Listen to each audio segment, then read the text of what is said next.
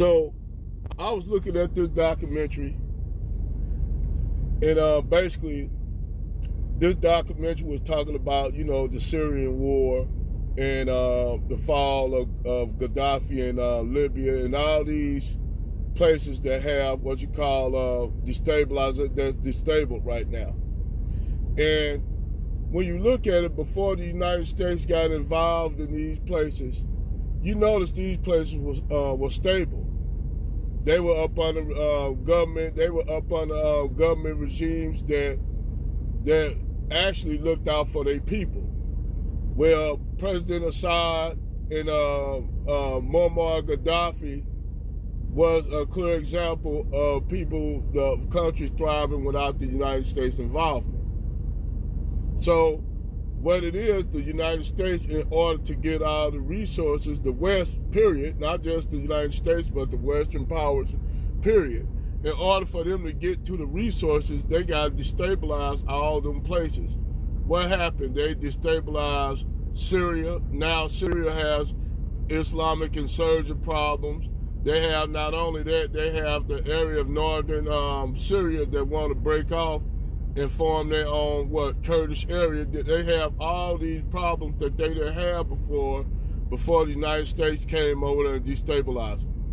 Well, same thing happened in during the Arab Spring with the overthrow of Gaddafi in Libya.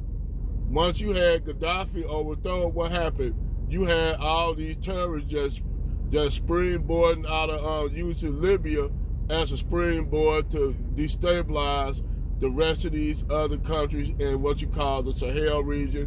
And this is where you get all the problems in Niger. This is where you get all the problems in Burkina Faso. And this is where you get all the other problems in Mali. Due to the United States destabilizing Libya, those Islamic fundamentalists start spreading, and they started getting, and not only that, to even make it worse, the United States and France was both saying that they were trying to fight the terrorists, but yet they was arming the terrorists at the same time to keep the area destabilized so they could get the resources for the low. This is what the U.S. government, backed by multinational corporations, do. They destabilize an area, take a country that has stability, that their people were getting provided for, whether it be in the Middle East, Latin America, Africa, wherever you have governments that stabilize, and the United States and the West destabilize those governments, then they arm all the terrorists and shit, and then on top of that, act like they don't know what's going on.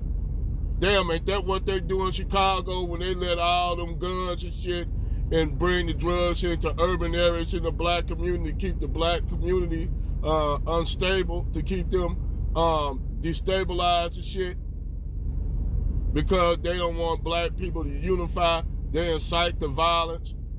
Yes, by the way, also you have white men driving around dressed up in blackface, wearing masks and shit, looking like black people, just shooting unarmed black people, and then they make it look as though it's gang members.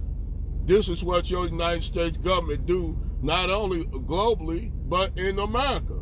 So this is your government clearly destabilizing shit, keeping shit stable, no matter if it's the urban areas in the United States or globally. This is how the U.S. government get down. But yet they want you to go join their militaries and shit like that, while they destabilize your own community, then have you go overseas to fight and help destabilize somebody else's government for the sake of their multinational corporations. And they think motherfuckers like me don't know this shit, what goes on, and other brothers. Yeah, okay.